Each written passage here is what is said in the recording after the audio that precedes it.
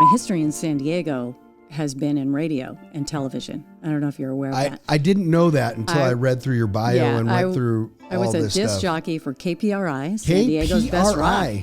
Hey, we were shaking the Coke can upside down, that Coke machine upside down to get the change to make payroll. And then you had to get sponsors. Yeah, well, you have to get advertisers. Right. And that's where, I would put on high red heels and short white skirts and sell auto dismantlers $5 commercials so we could make payroll. I mean, it doesn't look... That was my problem. I didn't realize. Yeah, that's it. When I started PV... It was back in the day. I should have been wearing high heels, red... Let's be honest. And white skirts. Hey, whatever works. This is the problem we have because a lie left unchallenged becomes a truth.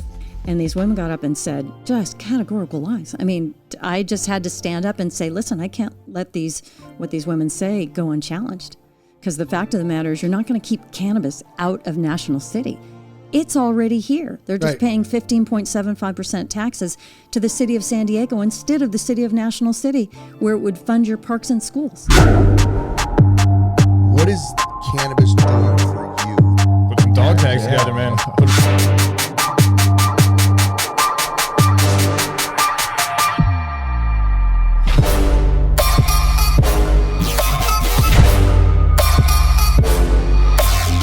All right, guys. Hey, welcome back to PV Unfiltered. And we are, Tommy, I think we still are the #1 cannabis podcast. Always. Yes, always.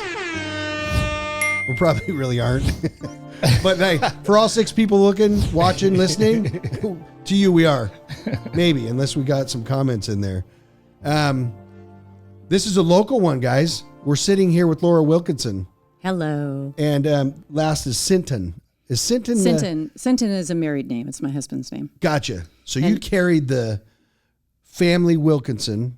Right. To Sinton. Well, Wilkinson has always been my on-air name. And that's my history in San Diego has been in radio and television. I don't know if you're aware of that. I didn't know that until I read through your bio and went through all this stuff. I was a disc jockey for KPRI, San Diego's best rock. That's it. San Diego's best rock. Yeah. 106. You didn't even used to say 106.1 because it wasn't even digital. But I do remember KPRI. Yeah, KPRI. Days of Gary Kelly and Jeff Deem. And, And then 101 popped in there. And well, actually, I went to work at KCBQ. Okay. And it was the 50,000 watt powerhouse AM top 40 that bought an FM under Infinity Broadcasting. And then I was at KPRI during the last days of top 40 when it was dying out. And then they changed to country. And that's where KSON came in. I followed along. KSON was our main competitor. Yep. So it was KCBQ for a long time. AM and FM, and they simulcasted, and then they changed to oldies when a new set of owners came in. So I managed to ride all of those out before my first husband and I bought radio stations in Northern California in the Chico Redding area.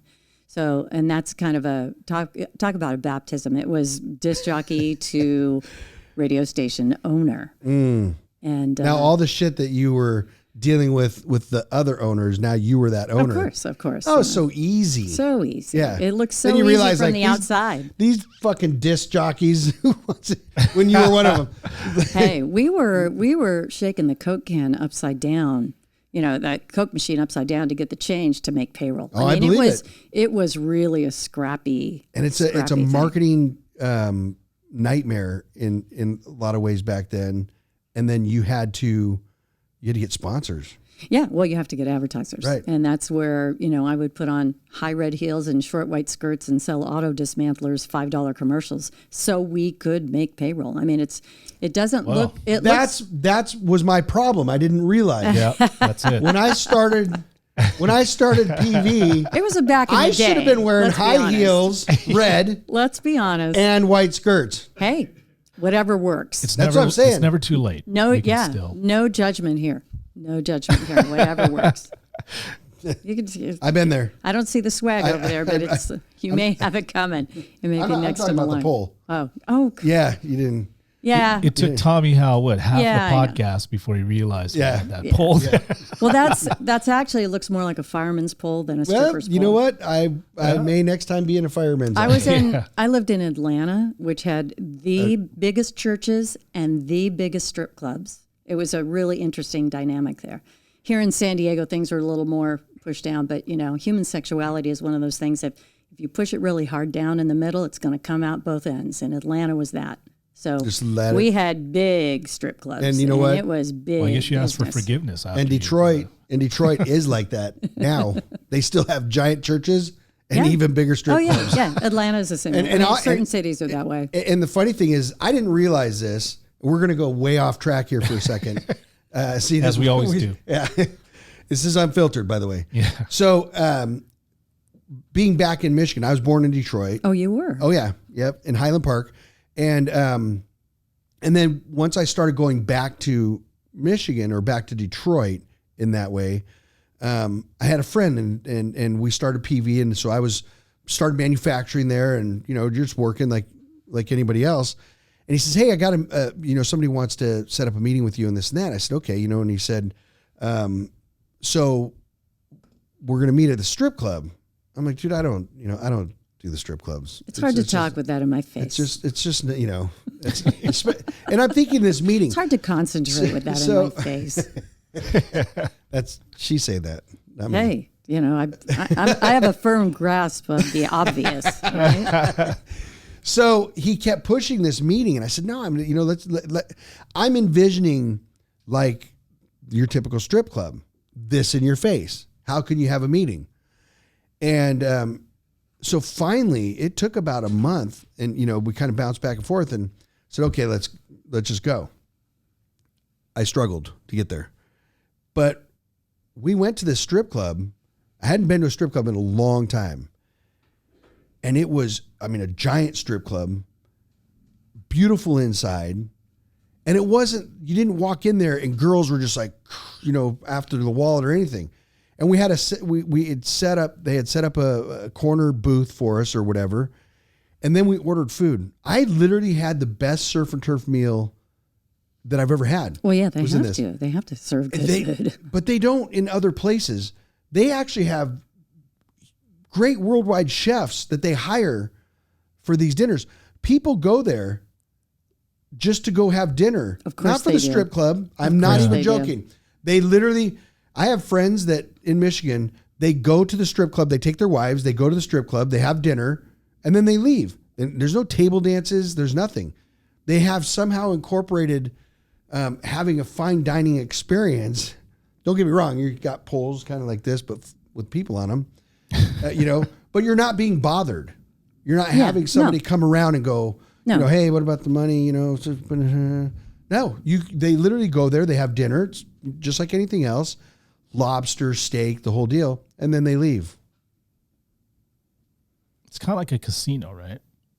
That's the whole point. I don't know. How did you come up with the casino? Because the casinos have like fine dining in it. Yeah. Oh yeah. They want and to you keep may not gamble. Yeah, that's part of the retention. It's part of the retention thing. But unless unless the women are making money there, because they're not paid. They're tips.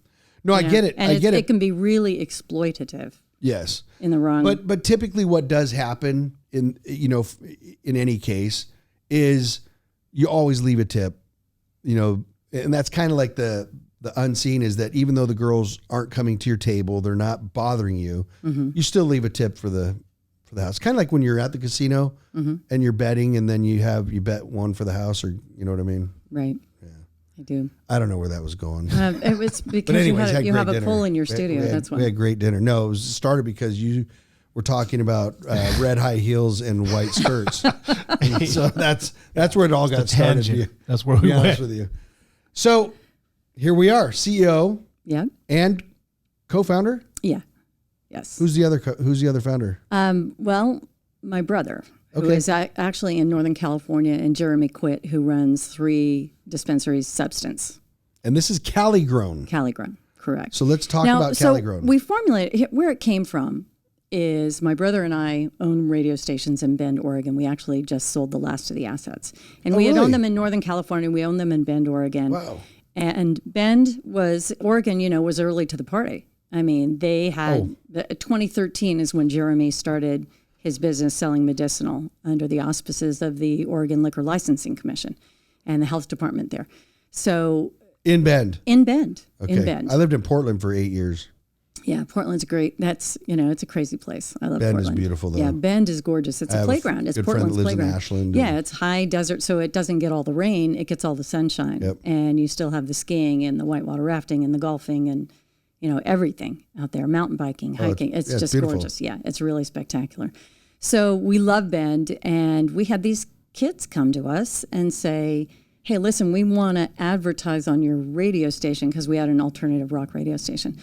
And, we have these dispensaries and no one will let us advertise in the paper or anywhere else. And we're like, well, sure, we'll take your money.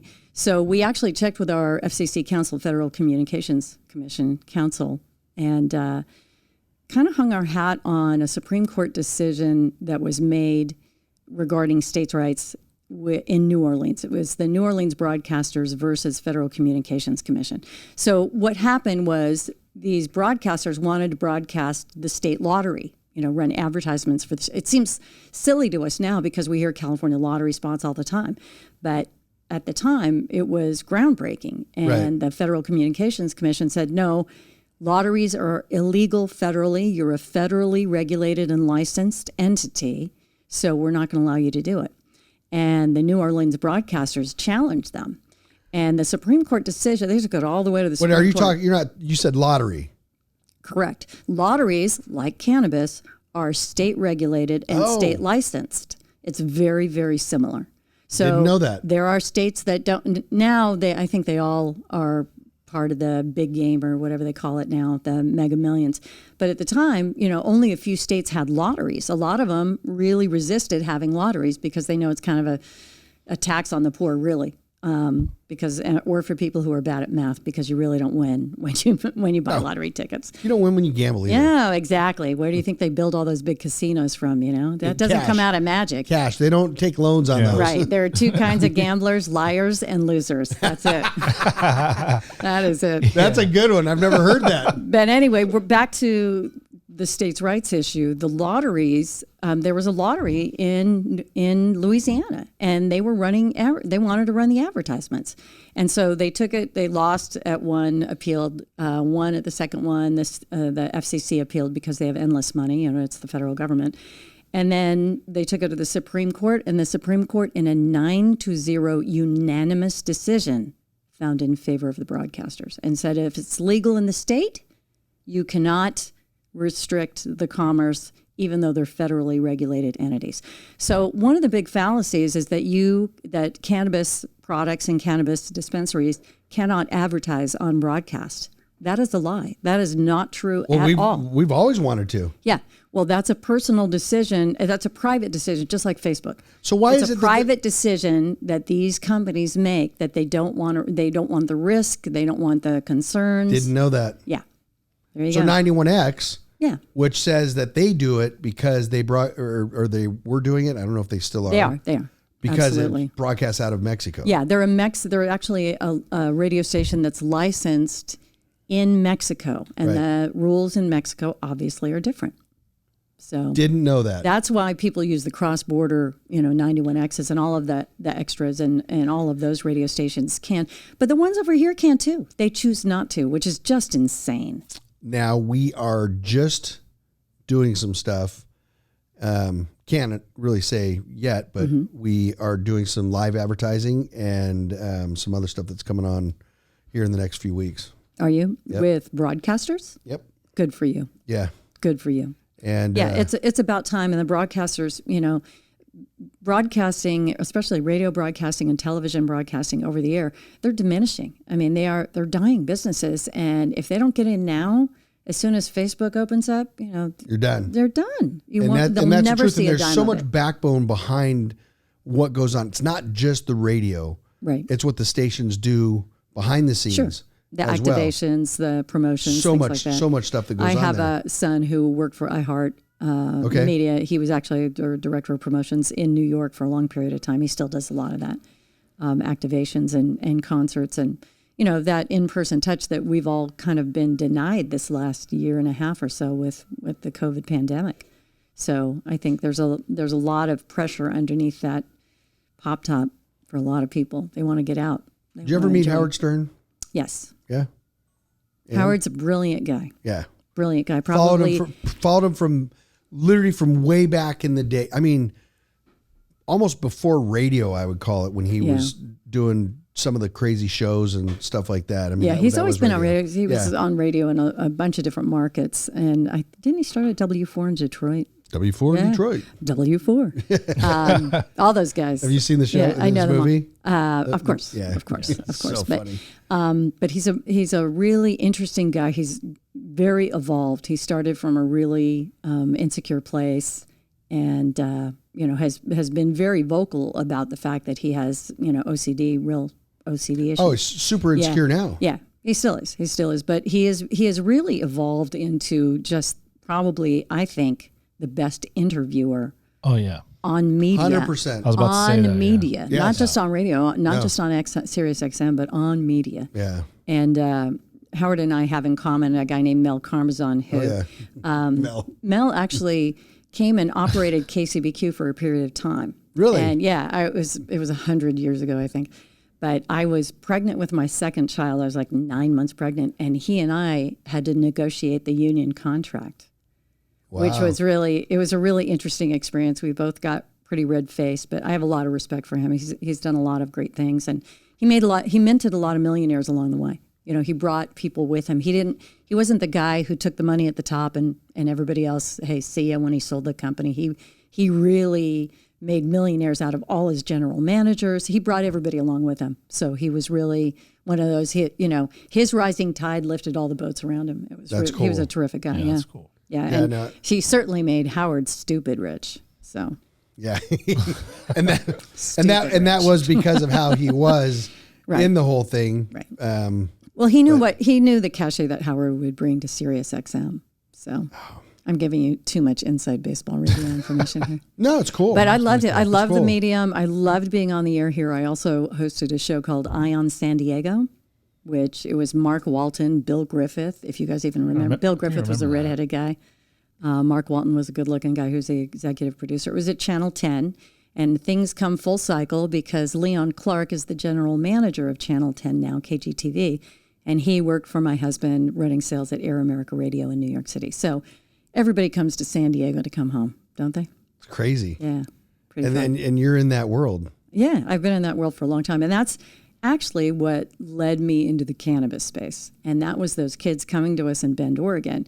And we said, teach us the business, and we'll teach you what you need to know about marketing. And that's where those relationships started. And it's the guys from Oregon who I really love to this day. And that's where the Cali Grown came from, obviously.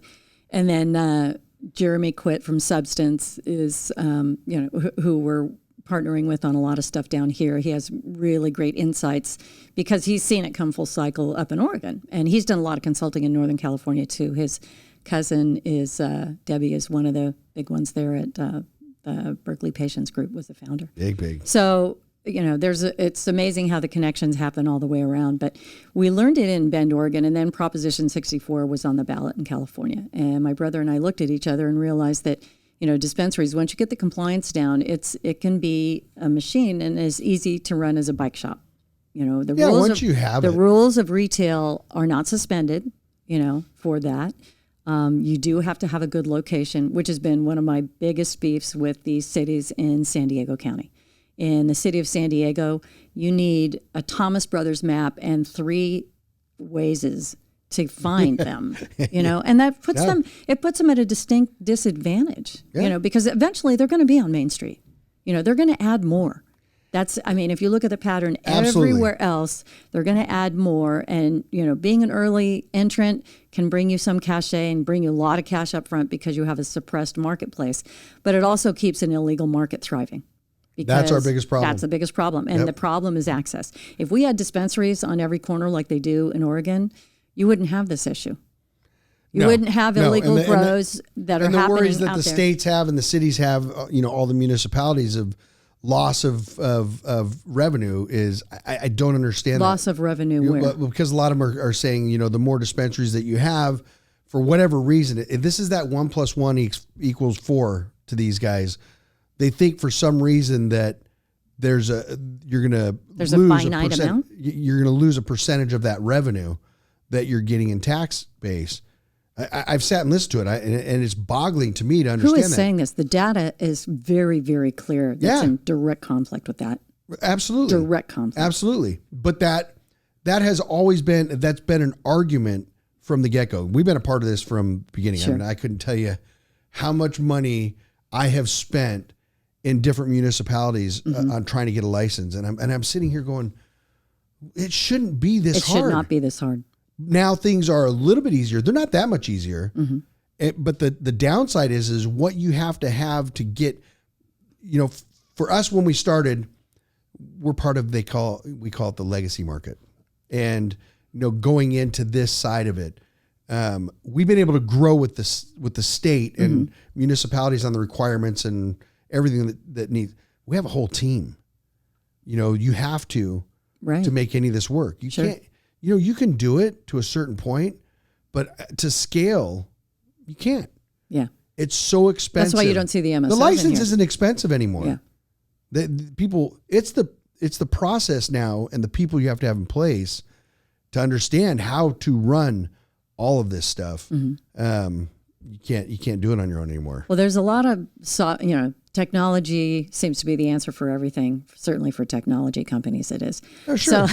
So I have an app for that. I have software that will help you do all of this, and it's it's only good as the data you put into it, obviously. Right. And it's getting more sophisticated as it goes.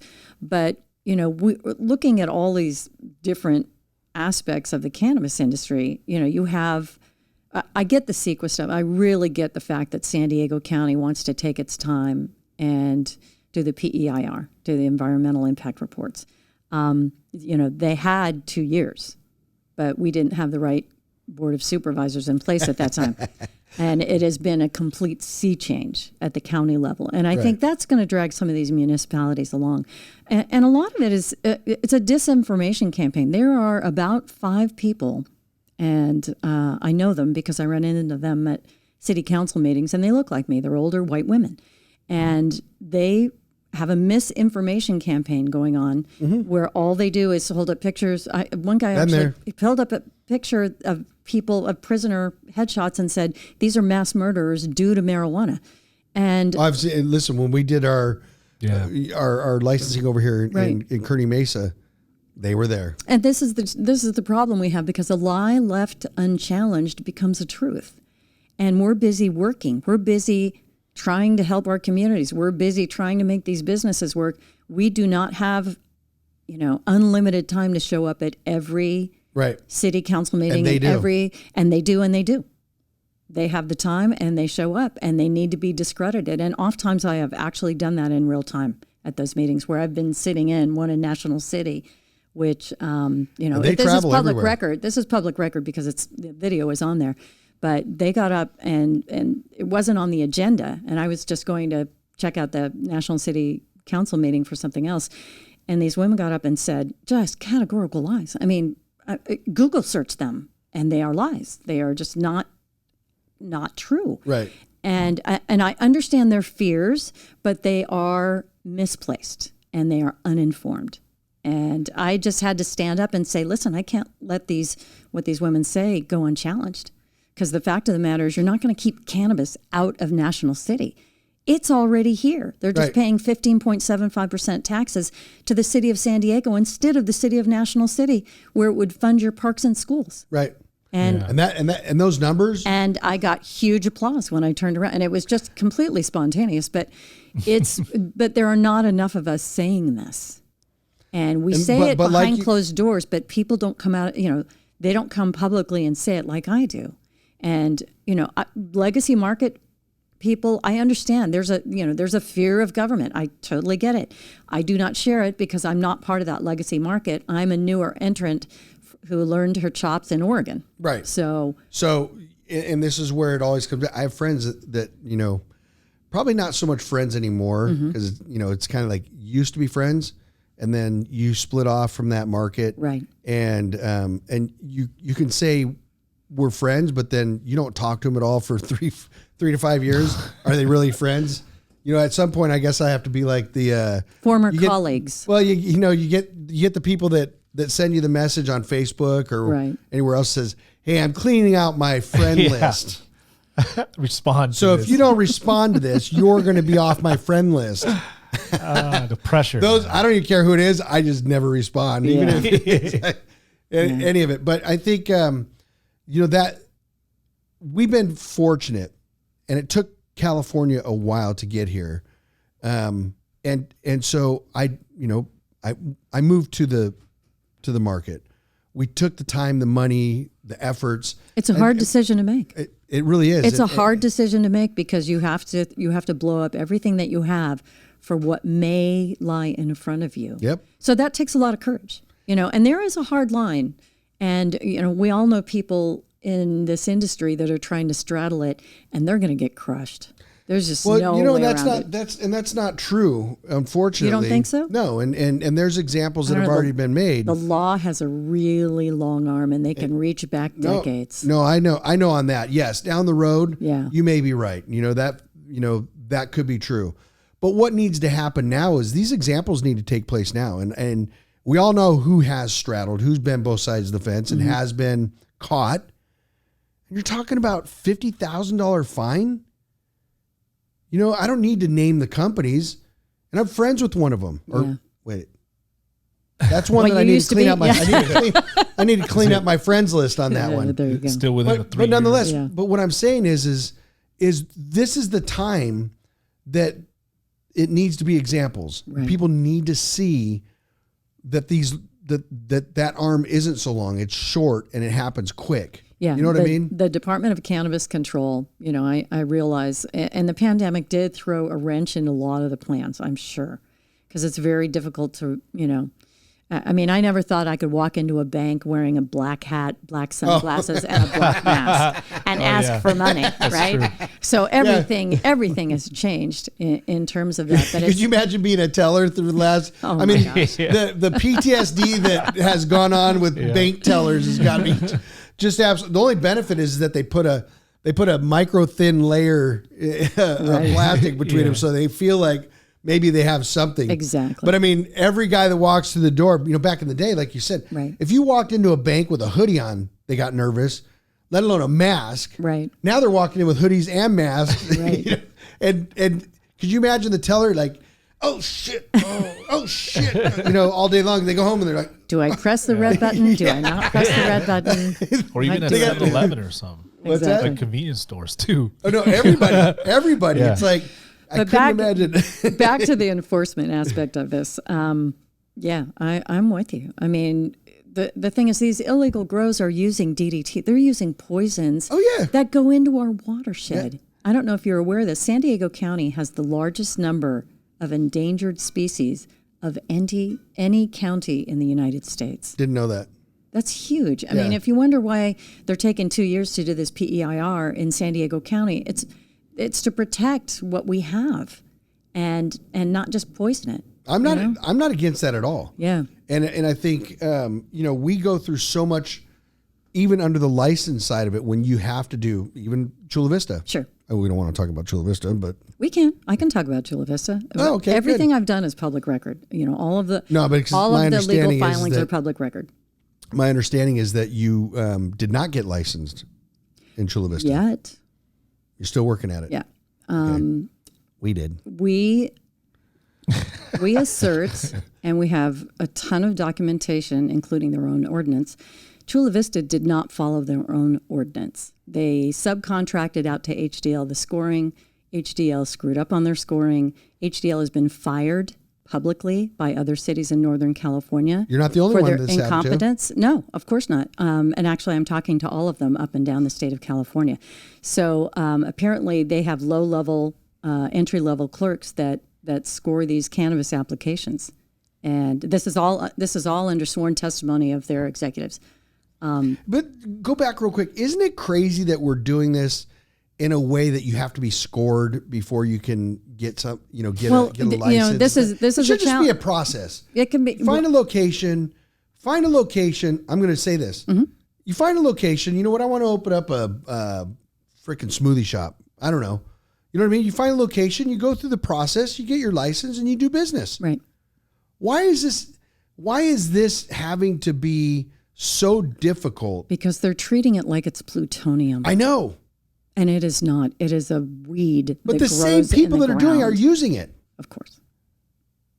Proven. We won't talk about. But you know, with Chula Vista, I don't know if it's malice or incompetence. It's one or the other. I am still deemed a qualified candidate, and in their districts, they're supposed to go down the list if the top ones chosen do not qualify or are kicked out by the chief of police. Right.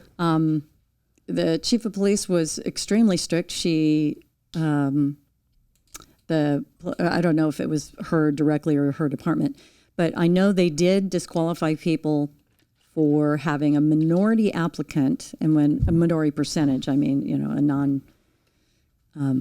non-majority, let's just say it. It really wasn't even a relevant percentage, who had a minor trespassing charge for surfing at night, and their application was disqualified.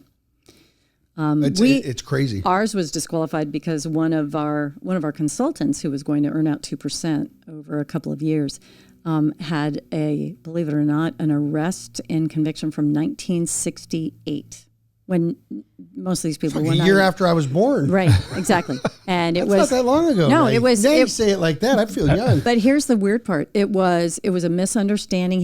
He had bought, and he's like, I hadn't thought about that in 50 years. It's like, because it was expunged.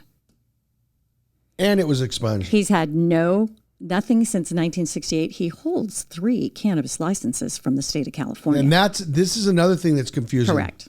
So how is he not qualified? Why is that a crime of moral turpitude? Now, to the city of Chula Vista's, props, I did appeal the things they rejected us on, and I won my appeal in administrative court, which is, it's really interesting when you go to the city and say, hey, the city made a mistake, and the city decides, yes, the city did make a mistake. That doesn't happen very often. No.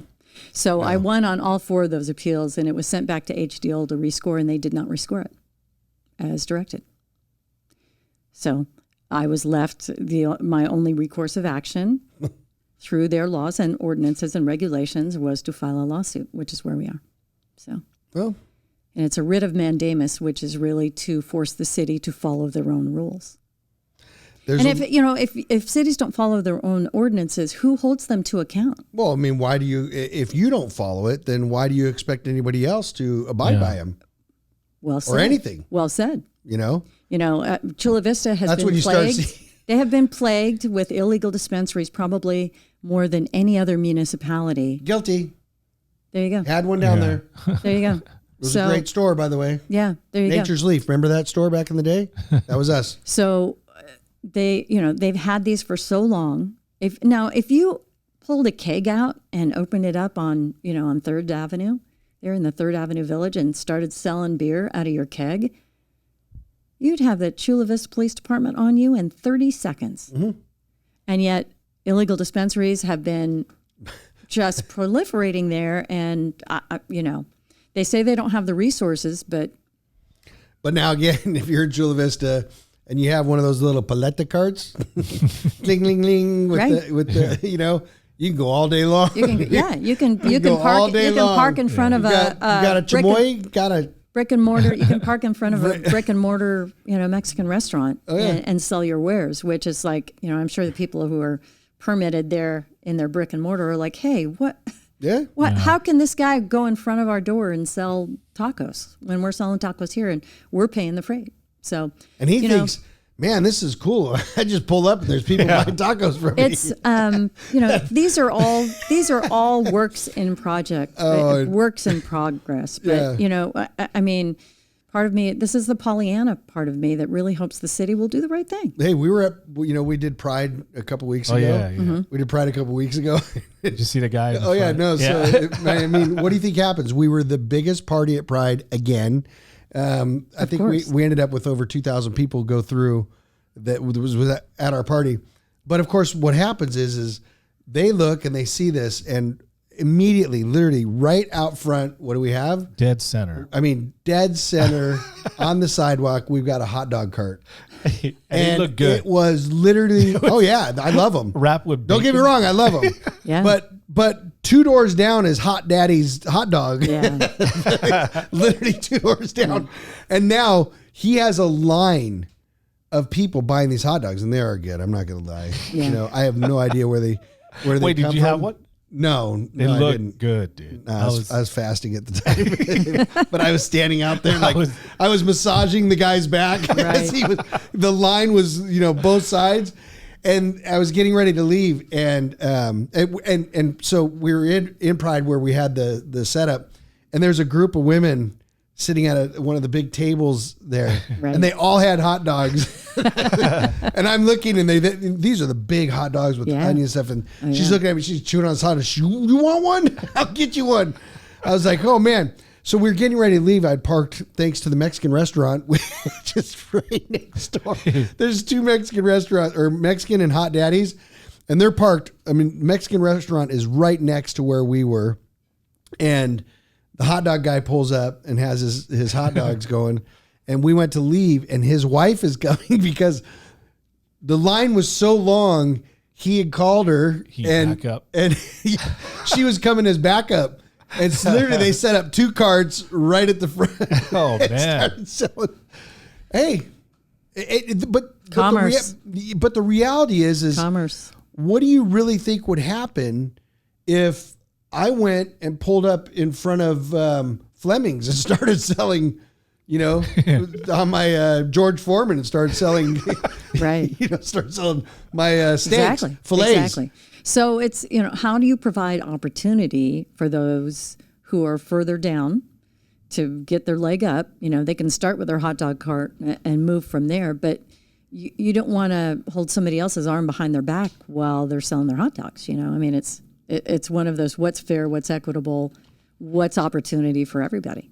And that brings me back to the fact that one of the biggest problems that you're seeing with these municipalities in California is they're putting caps. Yeah. We've had caps since the start. Which is insane. Stupid. It's insane. Go to Oklahoma. 2,200 dispensaries. 2550 as of a couple days ago. Right. Well, there's some on the bottom part of it. It's like Bend, Oregon has 30 to 32, and some fall off. You know, it's the rule. You want to store? You want a store in Oklahoma? Right. You have $2,000. Open up. You got a building. Done. Yeah, they're going to grow out there. Trying to pull some of that back now, but it doesn't matter. But what they're seeing now, and we're part of this out there, and what they're seeing now is just like anything else. It's did its huge jump, and now it's starting to come in to settle. Sure. And what's happening is you know, because you look at an average store, let's say in California, a single store that's doing $1.5 million to $2 million a month. And then you take an average store in Oklahoma and they're doing $100,000 a month. Yeah, but the revenue is the same to the state. The revenue to the state is still the same, guys. It's actually greater because you don't have illegal operators. Right. So you're gaining that. Right. And that's the mentality that I don't understand. And that's why I mean, I don't. Well, there is no data. And this is, you know, I'm pretty science driven when it comes to this. And so I glom onto as much as I can because it really informs going. And now we have 6 years in a couple of states. So that's enough data to really show trends, right?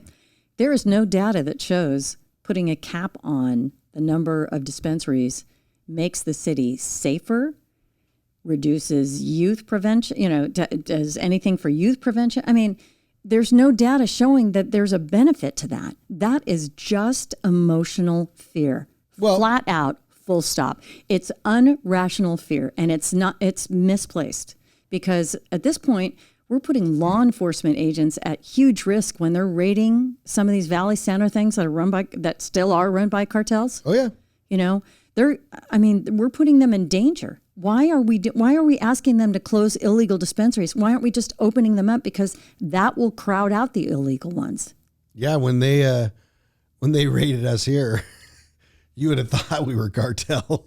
Oh yeah. I mean, what year was that? Although the doors were open, let's see, 2017. Yeah, I think it was 17. And who was your attorney?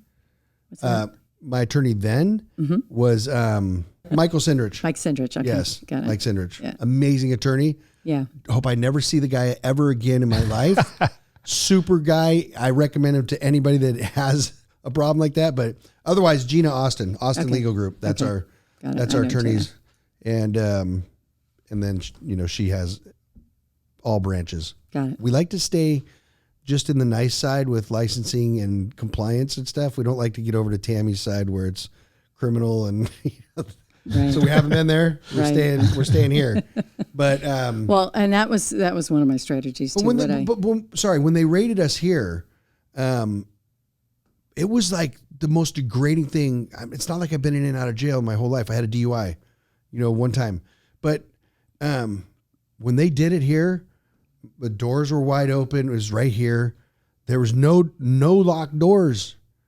And yet there were feet getting pushed through doors. They're smashing your doors. Oh, it was literally like, let me open this for you. And the story is really kind of funny, but I'm standing outside and when I see them pulling up like 8-9 cars and they come marching around, with all the guns and the whole deal.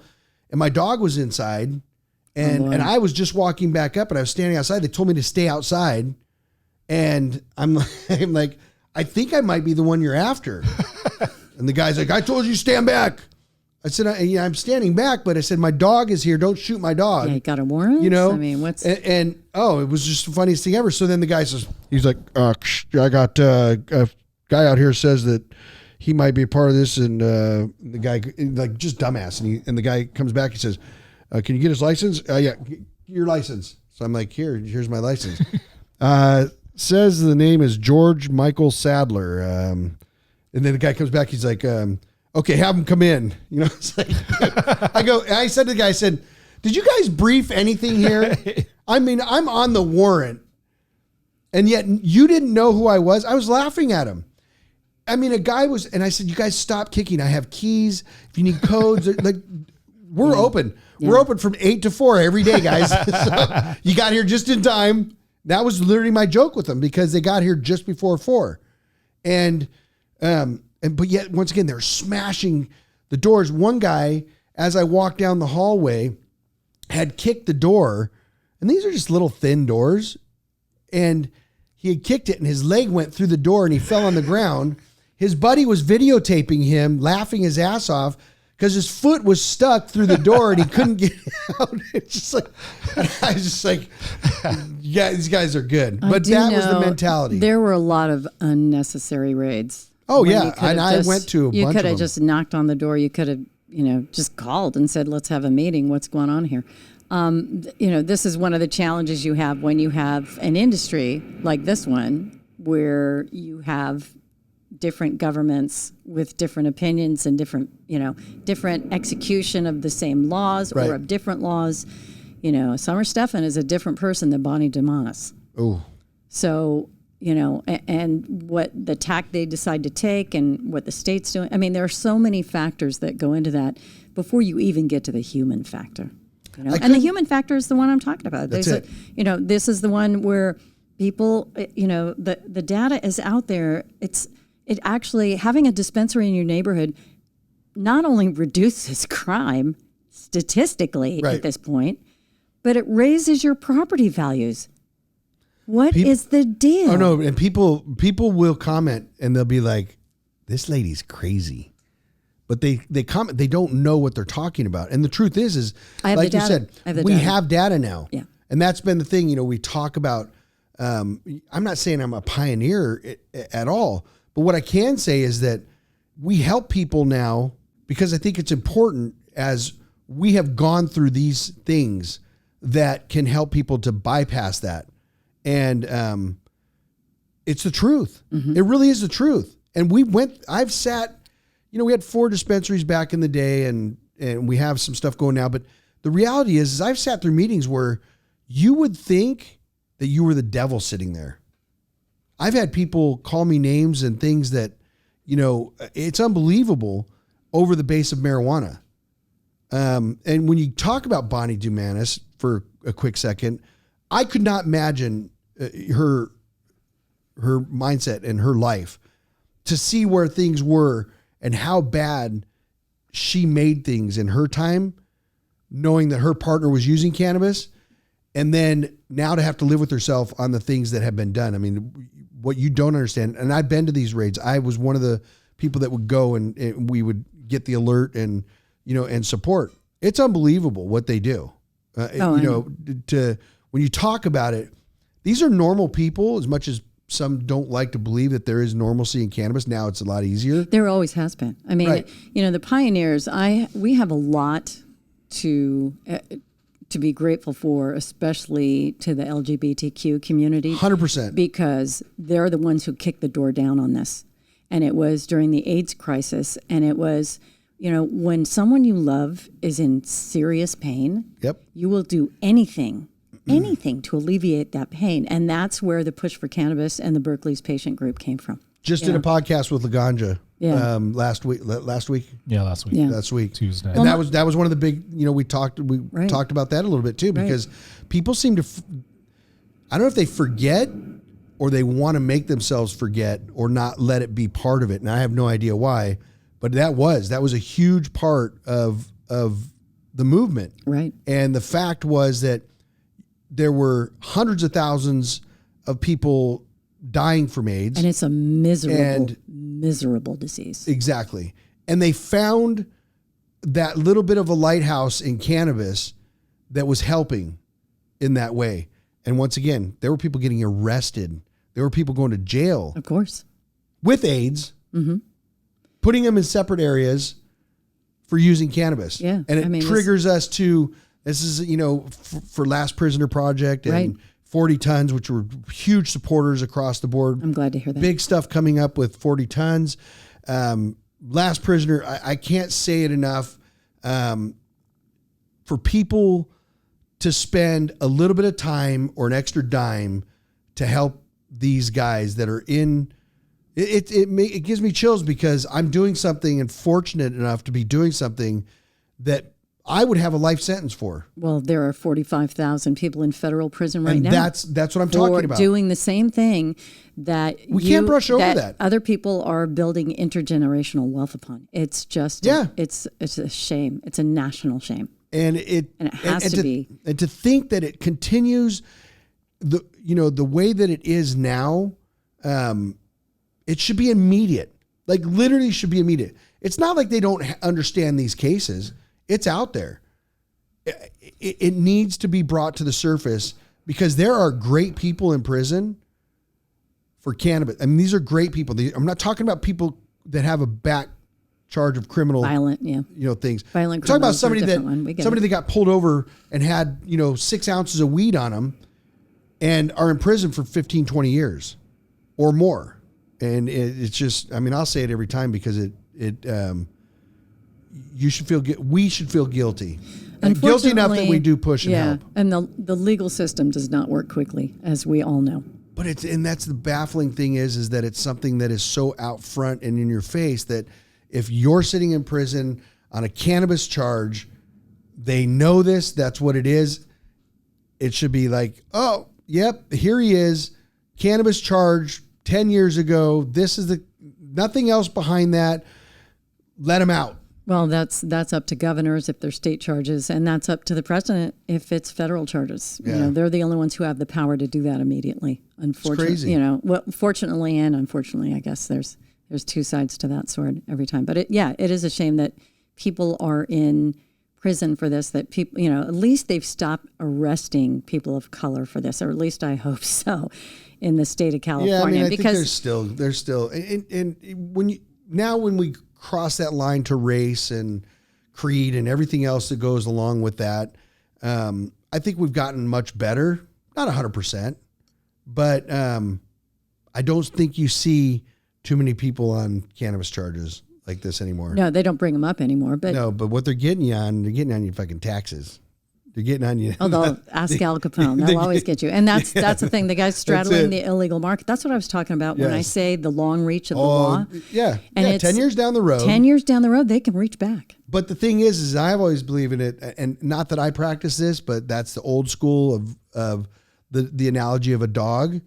When you come home and the dog is shit and you rub his nose in it, he's like, man, you got home. I thought we were all good. He doesn't know why you did it. Right. The dog shits and you rub his nose in it. He gets it.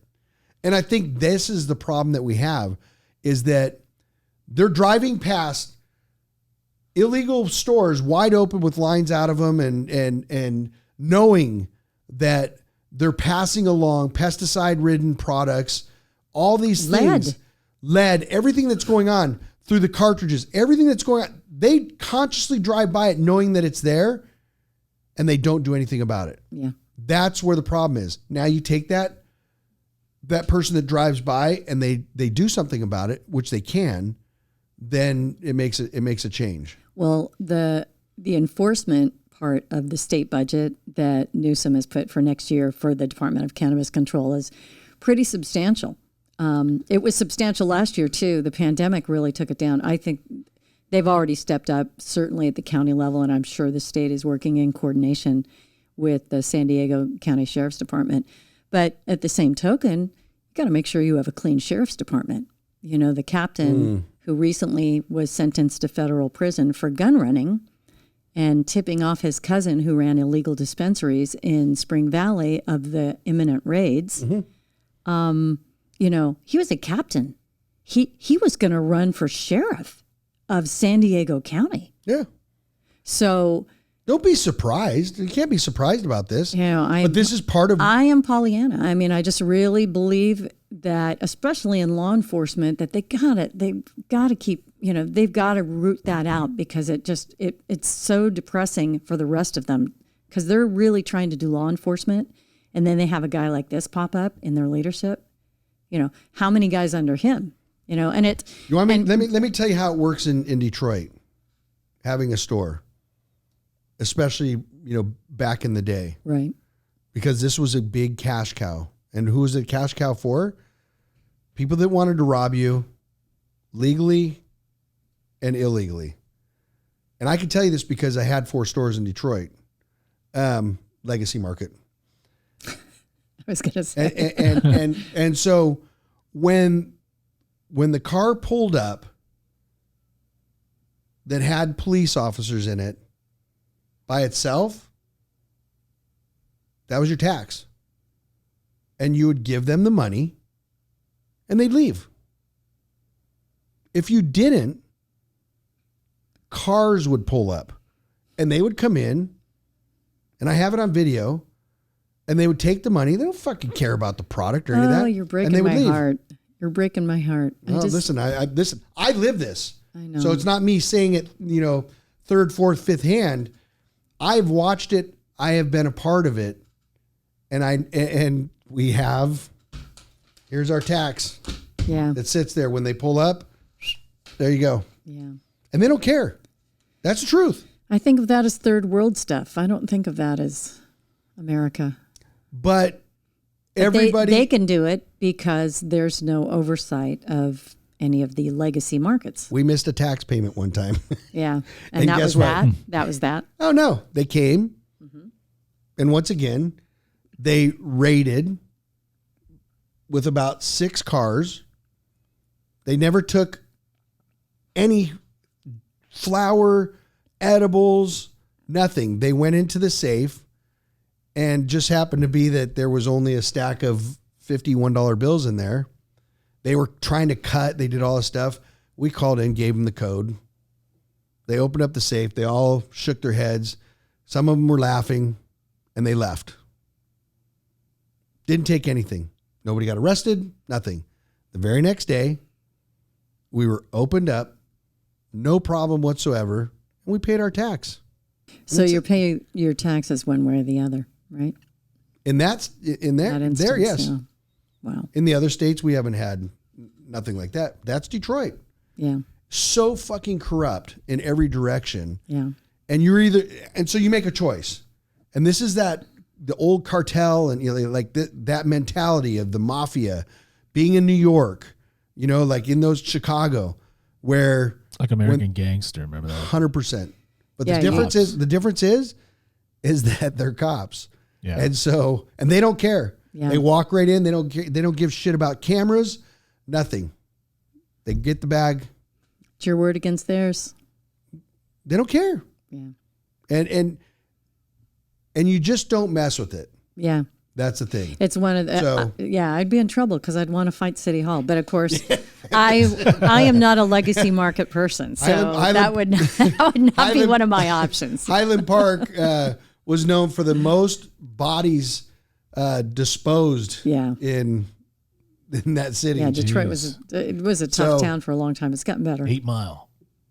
Everybody goes to 8 Mile because of a movie. Yeah. No, that's right. So it's crazy, but even Michigan has come a long way, and they've really put a hammer down, and the corrupt side of it has, from my understanding, has dissipated. We don't have dispensaries there, but we are, we're in the city. Looking in the market, we're in Michigan. So they've grown leaps and bounds on how they do that, and even on the fact of how they started with licensing and whatnot, as to be able to get a license. Right. Very corrupt there too. So part of it has to do with opening up the markets, open up the marketplace, and the zoning. They did this in Imperial Beach too. They made the zoning so tight, and they came up with a 900-foot buffer. Even though the state of California, they did all the research. Why remake the wheel? 600 feet is what they have. Yeah. And there is no data that shows 600 feet from a K through 12 is any different than 900 feet. Or how about a liquor store? Or I mean, there's 48 liquor stores. How about a church? And places to buy alcohol in Imperial Beach. And yet they zoned the dispensaries to be right on 75. And there were only 2 lots that were there were 4 lots available, but 2 had long-term leases, one with a bank and something else. And they had these 2 lots. And of course it was stick them up for the, you want to use my address, you got to pay up for this. Right. And, and by the way, if you win the lottery, you're going to pay $4 million for this property that's worth $800,000. Yep. So, it was one of those, we had to go through that decision tree process, and it's like we picked it up and put it in the 2 hard basket because you're $5 million in before you open your doors. Can't do it. So it didn't pencil out. Right. It just didn't pencil out. But they believe that it does. Well, Imperial Beach doesn't even have taxation on it. I mean, they haven't even figured that one out yet. So it's and IB was one of the top 3 cities in San Diego that voted for Proposition 64. And, you have these, they wanted to open up one and then see how it goes and open another. And it's we're going to test it. Even Colfax, California, population 2,000, has a minimum of 2. I mean, you want competition in there, don't you? Got to. But what you have is a suppression of what a true market would look like. And do you remember, anytime do you remember, I don't remember what district it is, Mission Valley. Mm-hmm. In the very beginning, and this was funny because we were, we spent $6,000-$7,000, on the trying to get a license in the Mission Valley, and I don't remember District 8 or whatever the hell it is. I don't remember. But then they had the companies that would go out and they would find all the boundaries, and they had it all set up, and they found out that Mission Valley was anything. The zoning was anything south of the 8 and X amount from 163 and 15. It was only the hillside. It's non-buildable, but that was the zone in the very beginning. Right. And we fought, and it was like, well, who created that? Why even dangle the carrot? Because they want to hide them from the general public. But if you know where Mission Valley is, it was the hillside. Mm-hmm. There's nothing there. Like you cannot. Correct. build. But that was when they finally came out with the plot.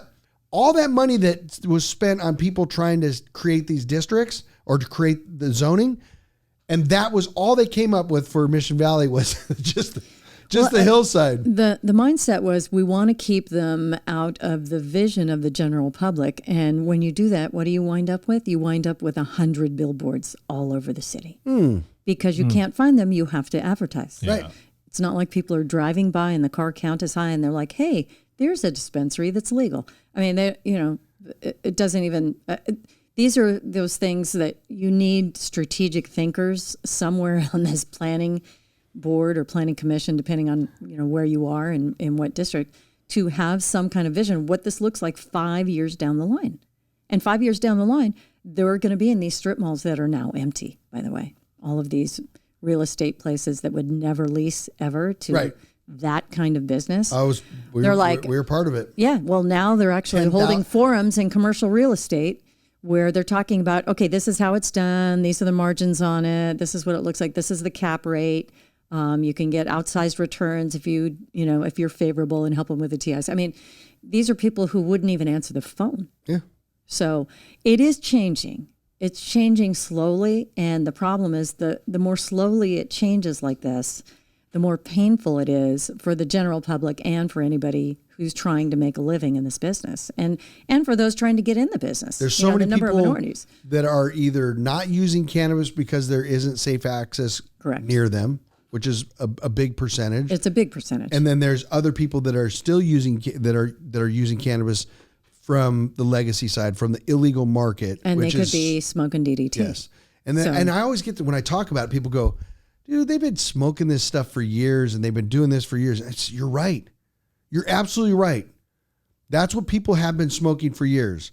Whether that has participated in cancer or anything else, you are correct. People drank bathtub gin during the during the Great Depression when alcohol was illegal. When we had prohibition, they were drinking bathtub gin. Right. And everybody was fine until somebody wasn't, until somebody got poisoned and killed.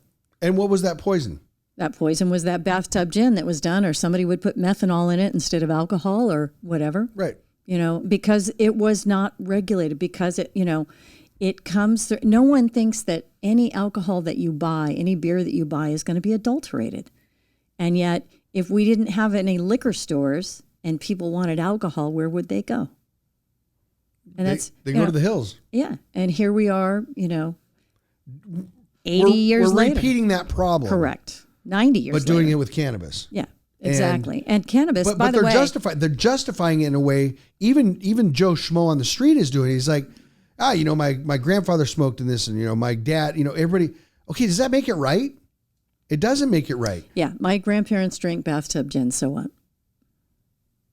I'd much rather have them, if they were going to imbibe, or anybody, have a product that is safe, have a product that is tested, have a product that we know is not going to harm you. Right. And by the way, this resides on the DEA's own website, that there has never been a death due to a cannabis overdose or marijuana overdose, depending on what people want to call it, ever. Well, ever. That's probably true. No, it is true. The DEA would not have it on their own website.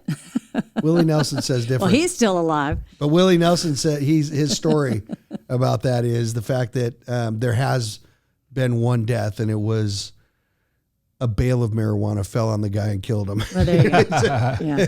That was the only death due to marijuana. If you know any peace officers, they're the first ones to tell you, I've never responded to a domestic where it's been cannabis.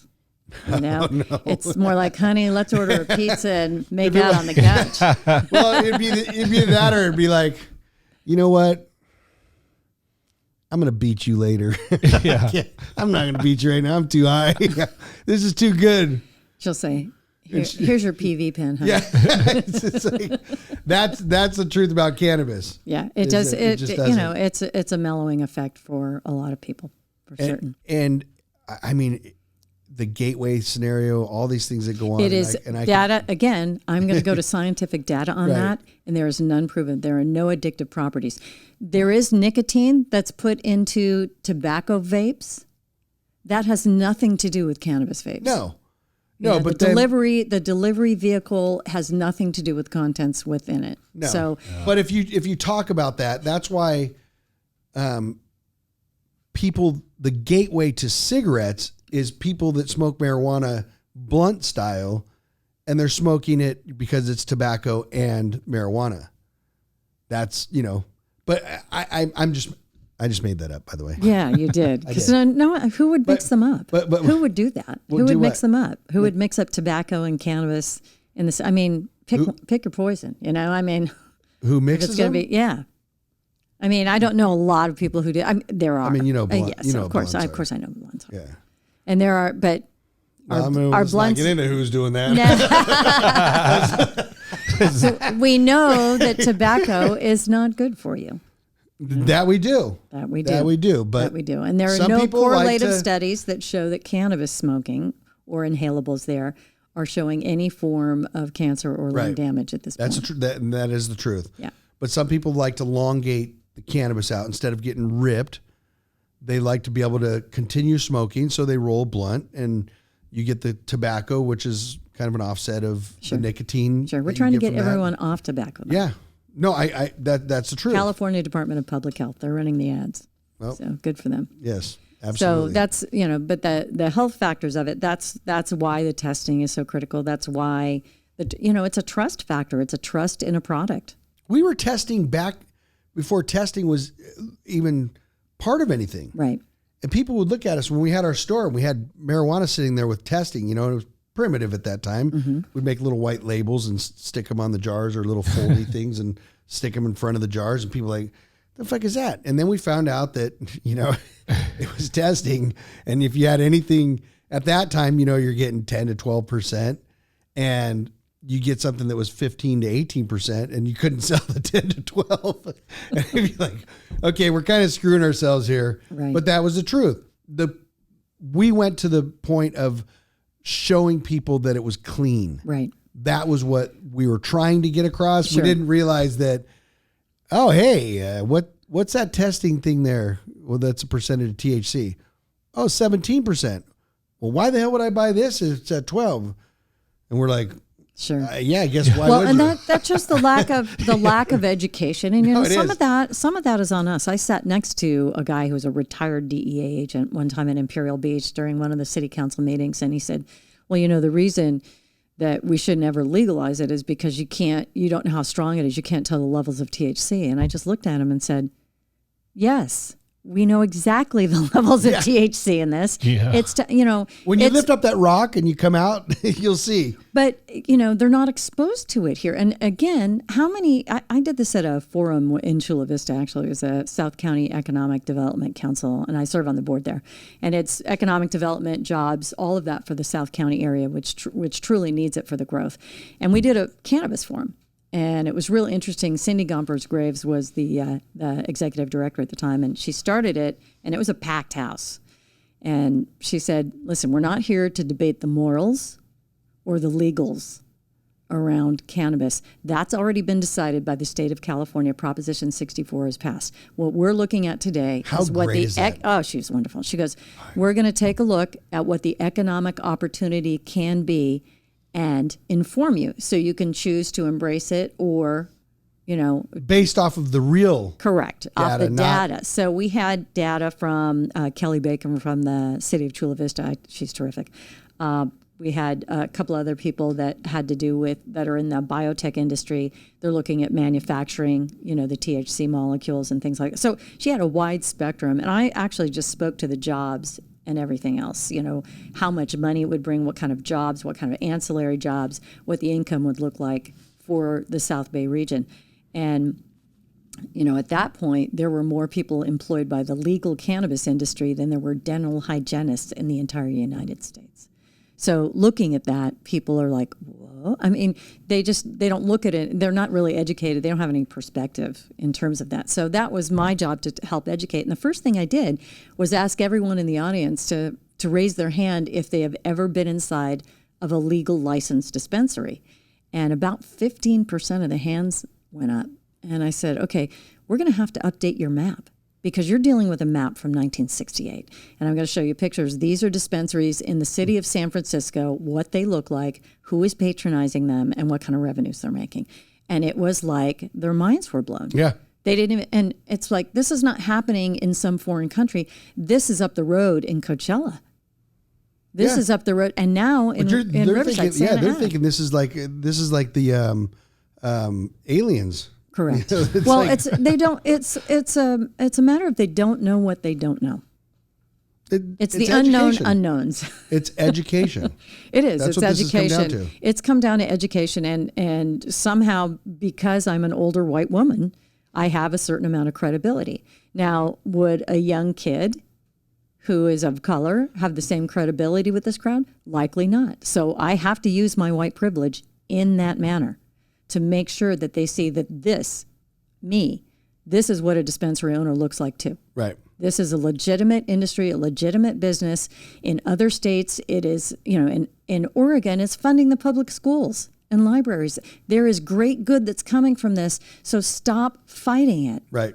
Stop fighting it. And you're doing more harm than good by fighting it. And you're thwarting the will of your own voters. And they're going to vote you out eventually because of it. Look at the County Board of Supervisors. Everybody's doing it. Yep. Everybody.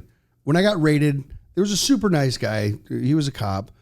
And he was, we were sitting in the front and just, shooting the shit while they were bashing shit up in the back. At that point, I had calmed everything down. And we were talking, and he's like, man, I hate doing this. But he said, I get the overtime, I got 3 kids and blah, blah, blah. And he said, I'll be honest with you. He said, when I retire, I'll be the first one smoking your product. And, right. It was cool, but that's the reality. There's 2 sides, for all that. And then you have that guy that's just like, he just wants to be that guy, he's there just to, sure. And you're not going to, we've all had bosses like that. Yeah. It's sad. It's the cowboy mentality that goes in there.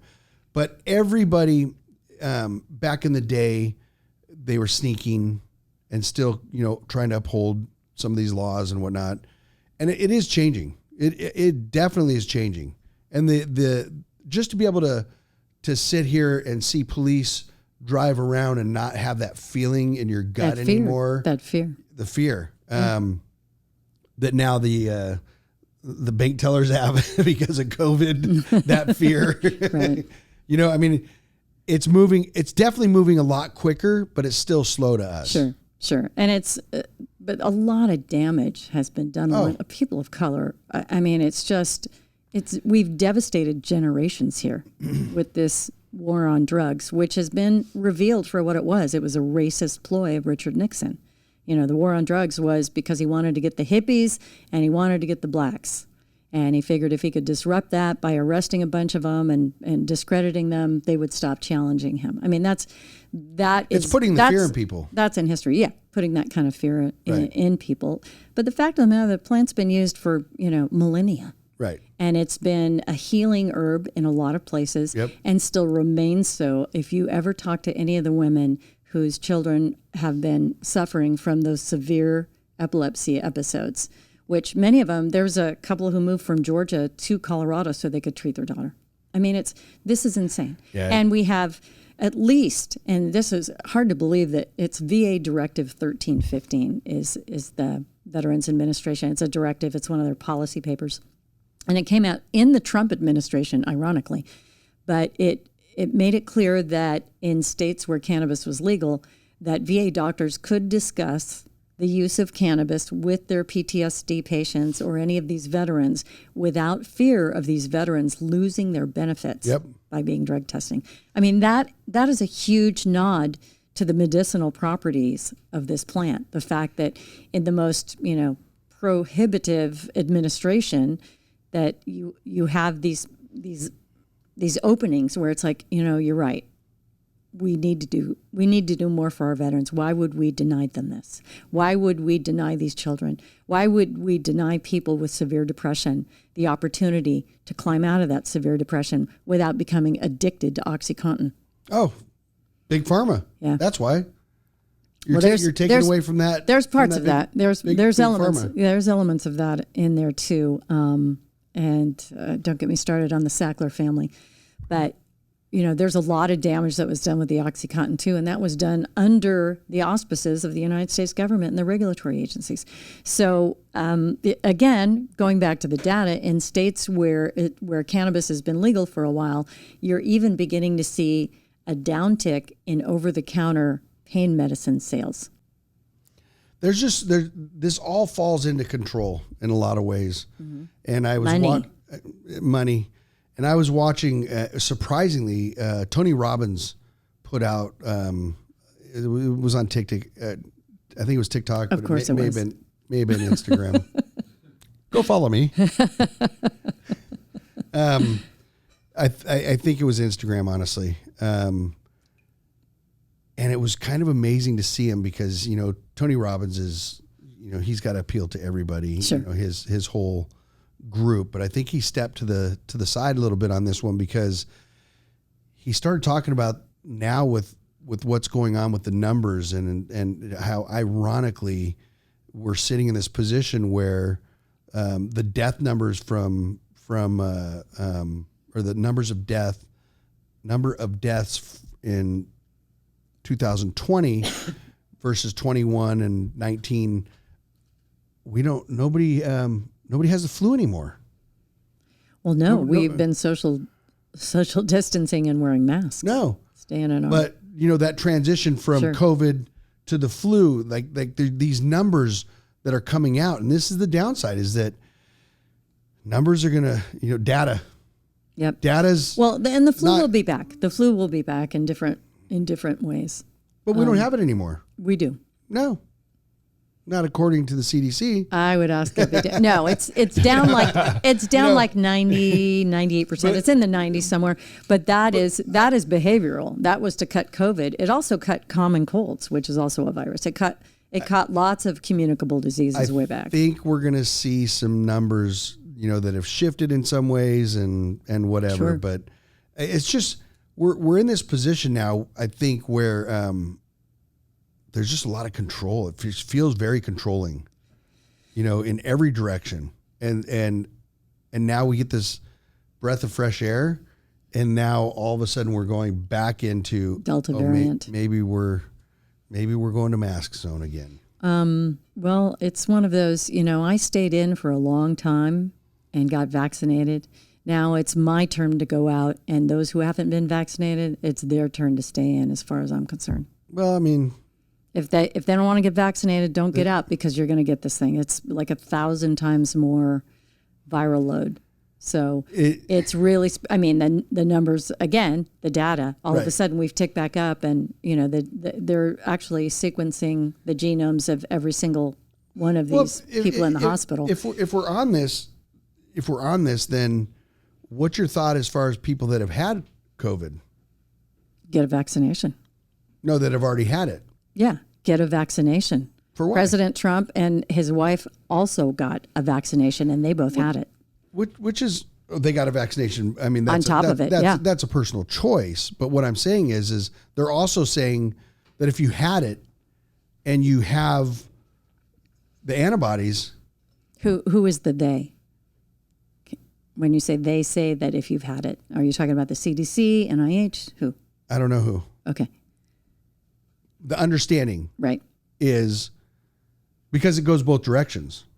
Who is they that's saying that you get vaccinated and you've had it, that it makes a difference in any way? That would be the CDC, the NIH. That would be pretty much every public health agency. That they're having huge issues with right now on any of their data. But in the same sense, for me that had it, that I had COVID, didn't faze me in any way. I still carry the antibodies. We get blood. We have blood drives, and so continue to carry the antibodies on it. We have another one coming up on this Friday, by the way. Good for you. We do every quarter now. It was every quarter. Now we're doing it every 2 months. Every 8 weeks is when you can give, and good for you on that. I give every 8 weeks, and it's a great thing to do for everybody because it's really needed. Right. So the vaccine. I love this talk because I get to understand things a little bit better, especially because I'm on one side of the fence and you're on the other side. Obviously. Let me ask you this. Did you have chicken pox? Yes. Have you had a shingles vaccine? No.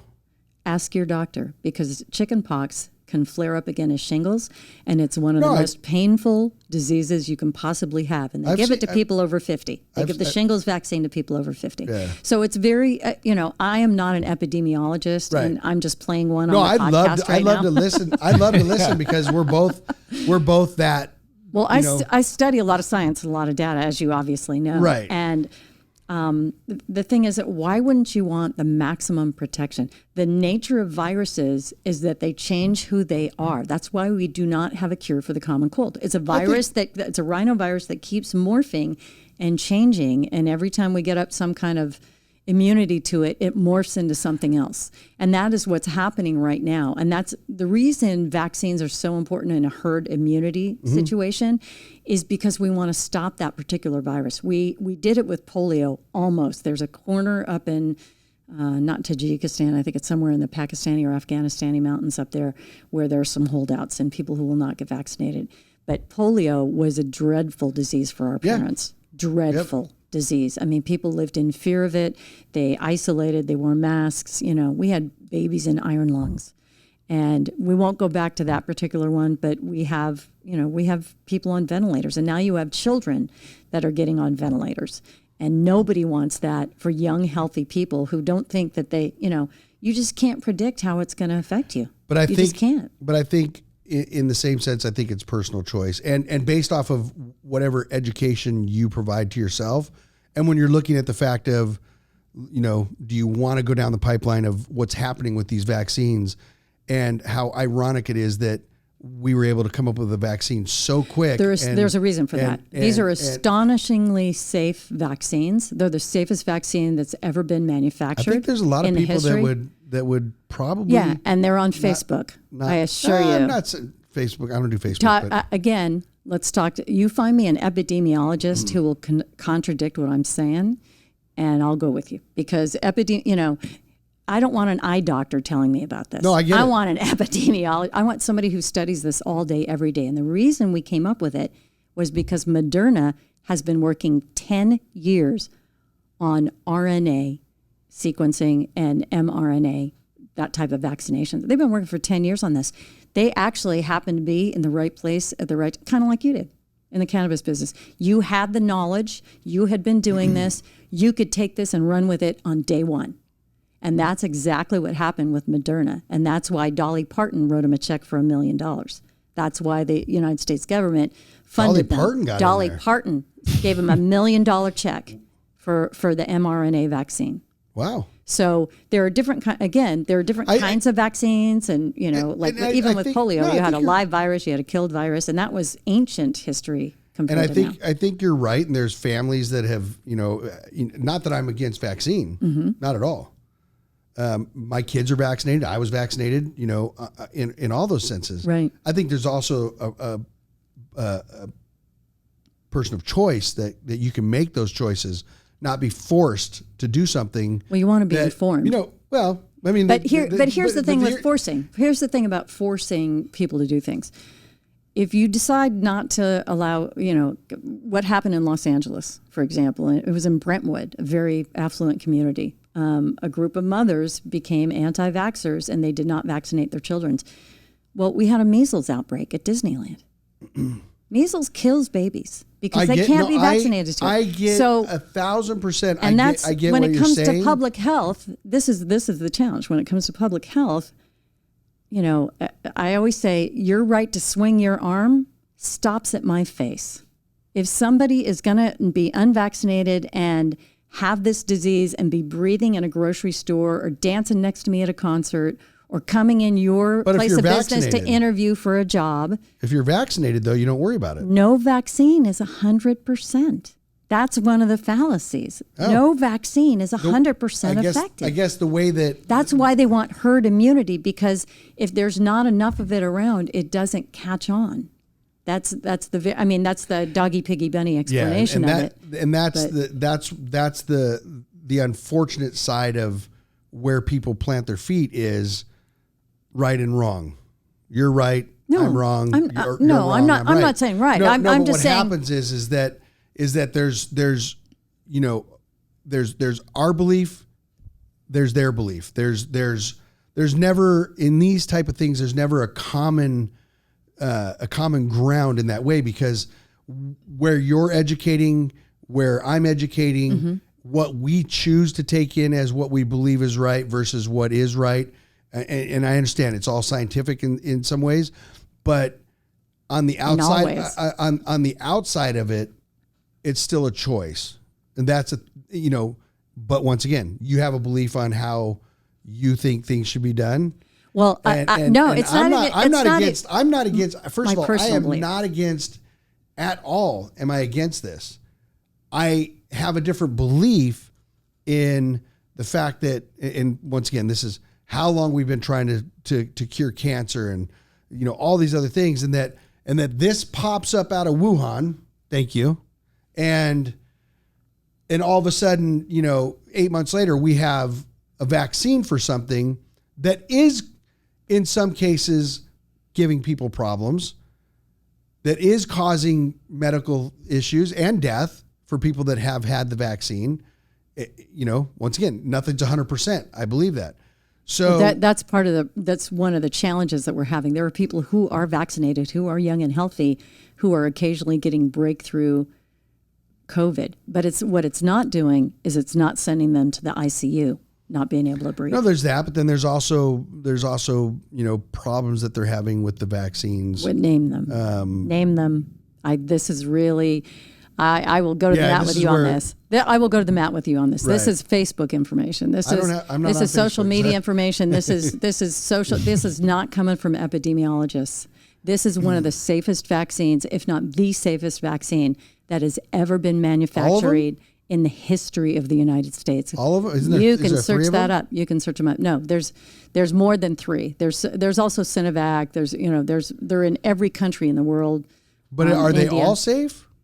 The vaccines?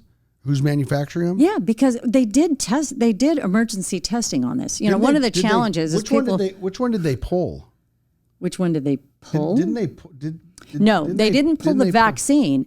It was a manufacturing. Yeah, plant. That's what I mean. So you're in manufacturing, so you know that. Yeah. So if you had great oil and something happened with your manufacturing process, you have to throw the whole batch out. That's what happened with the vaccine, with that particular vaccine. It was a Johnson & Johnson subcontractor. It was a Johnson & Johnson it wasn't Johnson & Johnson, and it wasn't the serum itself.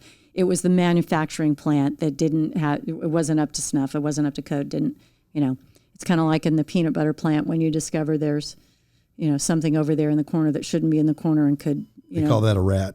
Well, I didn't want to say that out loud, but this is unfiltered. I know it is. Okay, if you find a rat in the peanut butter plant, you got to shut it down and throw that batch out, and that's kind of where and those are decisions that are made. Sure. And while I realize these are personal decisions, they're decisions that affect everyone around you. That's the thing. And that's, again, your right to swing your arm stops at my face. That's why public health is one of those. It's really, personal liberties are one thing, but public health is another. And that's why our governments are given the authority to close borders. That's why they're given the authority to stop airplanes. That's why they're, 9/11, they grounded everything. Yep. They're given those authorities in emergency situations. Because to be honest with you, if we didn't have these vaccines, we have no idea. I mean, the modeling that they do, it's really fascinating to see. The big data around epidemiology is unbelievable. Right. Because the models they have now, and I trust them, because, and they're not 100%. Everyone says, oh, well, Fauci, he was wrong in March of 2020. Well, no one knew anything about this disease then. I know. And it's crazy that they were able to miraculously have a vaccine made within. Well, that's Moderna. They have been working on this technology, on this biotechnology, and there's a bunch of it here in San Diego County, and I respect them all. It's full of them. It's full of biotech companies, and they're all brilliant, and they're all working on really narrow strips of different things, and it's fascinating how much is going on really in our own hometown surrounding this very thing.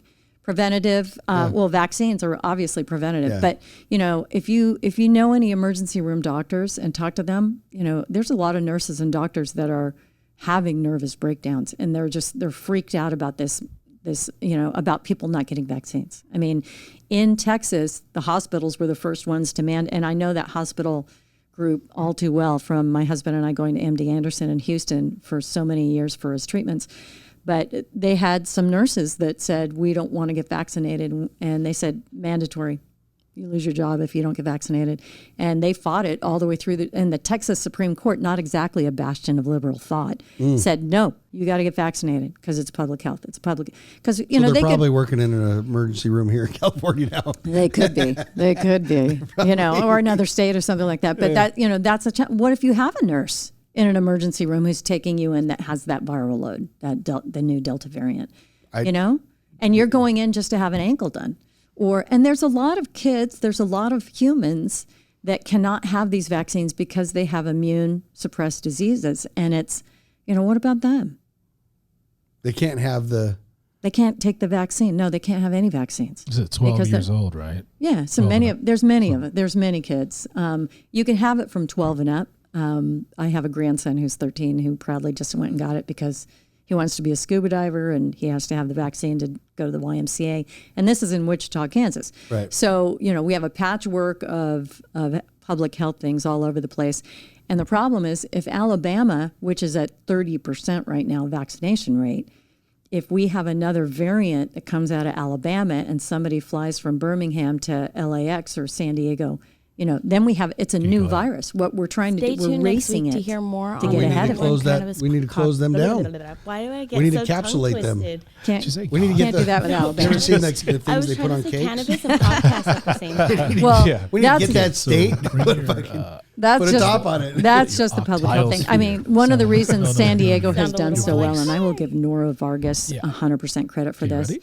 She hit the ground running as a new Stay county tuned next supervisor, week to pro hear more cannabis on the number county one supervisor cannabis from podcast. my district, District 1. Thank you. That's good. And she hit the ground sound like running I'm like a and hostess, like I opened used to answer California's the first super phones. vaccination site Okay. in Chula Vista because essential workers. Go ahead. I It's have recorded. like a customer service. Yeah, It's we're really essential. easy. It's Yeah, really there easy in you go. Coronado Go, to say, do it, hey, do it. we weathered it really well. Stay we were tuned really next good. week We to hear social more distanced. on We the had number hardly one any cannabis cases compared podcast. to other places. Well, you have no essential Stay workers tuned next living week in to hear Coronado. more on the number one They're cannabis living in the podcast. South Bay areas, and they have to go to work. Right. They have to deliver Do it the again, Amazon but packages. slower They with have it. to deliver the cannabis. Stay Thank goodness. tuned next They week. have to bless deliver the Amazon. groceries On and the things number like one that.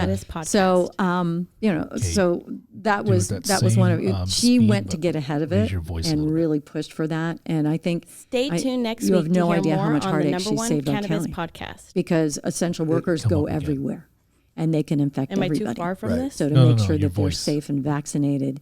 So what's Really your get along. thoughts then when you Not louder, but bring your when you have level My up. pitch like higher? here we employ I think about 115 people that Do are it. here. Just close your eyes and do it. And it Stay comes tuned across next week to as hear far as more on the vaccination number one goes. cannabis podcast. What's your thoughts as far That as was that good when you goes fumbled with the word. Say it employees again. that don't want to get vaccinated? Stay I tuned I next can't week make that to hear decision more for no you. no on the no number one no. cannabis In our podcast. part, that's what One more time. we deal with. Yeah, that's what you're doing. I don't ever Stay push. I tuned don't ever next push week my to hear belief to more on anybody the else. number Well, it's one not a cannabis belief. It's podcast. it's But an I'm saying- OSHA safety thing. Why can't You know? I Are say you reading it? It is. Don't read but it. Just say it.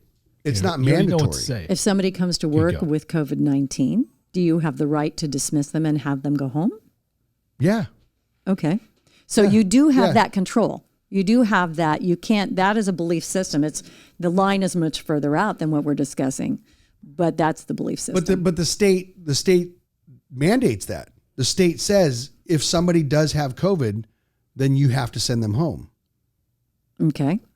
But the state So- the state doesn't say that if you employ 120 people or 10 people that they have to get vaccinated. Well, some of that don't- has to do with the proximity that people are into each other. I mean, there is a myriad of factors that go into those kind of decisions for private and public entities and Yeah, corporations. Like UC, the UC system has decided all students have to be vaccinated, all faculty, because they have a lot of interaction. They have a lot of people living in close quarters. So what do they do if you're a student paying your tuition and all that's going You on? don't enroll. You show your vaccination or you cannot enroll. But you're enrolled. Get your money back. Is That's it. that what they're doing? That's it. That's what they're doing. So they're not allowing you to be on campus without a vaccination. No. When did that start? That came out just, I think, last week, maybe a week before. But a lot of colleges are doing that because they're hotspots and because the vaccination rate Colleges is are hotspots for a lot of shit. for a lot of things. Vaccinations. Thank goodness Since there was back no when. internet when I was in college. But there's a lot of there's a lot of students, a lot of youth that are not. I mean, we know when you're young, you are invulnerable. You're bulletproof. You're never going to die. And There's some truth to that. But the then- problem is we don't even know the long-term effects of COVID-19 yet. I mean, we don't have enough data. It hasn't been around long enough. Right. So some of these people may have heart, there are high school students who have permanent they're going to heart find damage. out all kinds of stuff from COVID. Yeah. As And you go along. Yeah, the long Give it another term- 10, 15 years Yeah. with the studies that are going on. and we you're don't know. gonna So find we're out. trying to prevent the greatest number of people from having that. And that's, the UC system had to look at that because, if they have an outbreak, what a nightmare to close the campus down again. I mean, it was hard enough the They're first closing it couple down of anyways. times. They're closing all the shit down again. I think it's going to happen. You do? Well, I don't know. Back to, if you have herd immunity in different places, and there's not that much interaction, but the breakthrough cases that do happen, because no vaccine is 100%, the breakthrough cases that do happen are more like, they're milder symptoms. They don't send you to the emergency room. You don't wind up on a ventilator in an ICU, unconscious, drugged because you can't move because you're on a ventilator. And that happens in college too. You hope you don't wind up on a ventilator. No, you're not on ventilators, but exactly. Usually, but once in a while, you'll find an IV bag. We've veered way off of this unfiltered topic, but it's this is one of the things. Cannabis was deemed essential. That saved our industry. Oh yeah, it would have been. I just can't even imagine what it would be like right now had Gavin Newsom not come out and said, "Cannabis is deemed essential." Think about how, and I've said it, how fortunate we are on the cannabis side to be able to continue with what we're doing, not just recreational, but the medicinal side of it and the employment side. We have not skipped a beat here. Oh yeah. I feel fortunate. I thank you didn't have to lay people off. I mean, look at people in the restaurant business. No, we've been hiring people in the hotel business, and we've been hiring, across the board, but even more so when you look at the families that are supported by this. Like I said, we have here in California, I think we have 120, 130 that are here at this facility. Mm-hmm. And then we've got another 80 to 100 in Michigan. And then we have Oklahoma and we have Arizona that's just coming on board. I mean, it's, to be able to continue, not only just to employ that many people, we're just one company. Right. To employ that many people, but to continue that employment. Well, the whole supply chain. Yeah. It's absolutely one of the things that you can look back and say, man, I was really gifted on this. And I can remember getting the calls from our attorneys when the whole COVID shutdown took place and people going, what are we going to do? We were a restaurant. We were there was a no department playbook. store. There was no plan. Just like anything else. There was no playbook. And when things like that happen, it's messy. It's people at the top are going to make wrong decisions. And as my wonderful father used to say, make a decision. If it's wrong, make another decision. You have to. Yeah. And in this case, you got to have a bias for action. When they deemed it essential, it wasn't just the fact that it was going to allow us to continue doing what we do. More so, it was the acknowledgement side for us. Yeah, and that was thing. Gavin Newsom saying, yes, we're going to do this. And Lori Ajax did the same thing. She used to head the Bureau of Cannabis Control, for anybody listening who doesn't know who she is. Lori Ajax was the one who went to the mat and said, no, you can deliver anywhere in California, because you had municipalities who were like, we don't want any delivery here. Yeah. We will not allow delivery in our town. And it's like, you don't get to say that. You forgot not to say that. You forgot. You can't say that. You forgot. You forgot not to say that. Out loud. That's right. And we heard it. And we heard that. That's right. That's right. So I see this as a great opportunity as we come out of the pandemic, assuming everyone gets vaccinated, or as many people here's as the deal. possible. Everything she said, I want edited out. I want all this to be about me. Okay. So when this airs, it's really just going to be me talking. She was here just to be one of those prop points. He hates the facts and figures. I mean, the thing about reasonable people, and it's so true though. I mean, you're a smart guy, and you heard that? Wait, that's the second time somebody said that. That's right. You're a smart guy. And how many podcasts? Who was that? I don't. Tommy Howe? No, it wasn't Tommy. No. But it was said. Here's something else. Speaking of podcasts, you said something to Jackie Bryant that I found amazing, and it came out of my chair because it was so wrong. Oh. Yes. Yes, it was so wrong. You said. Stay tuned for this edit. Yeah, right. Tommy, I'll put that one in. Whatever it was. Stay tuned next week to hear more on the #1 Cannabis Podcast.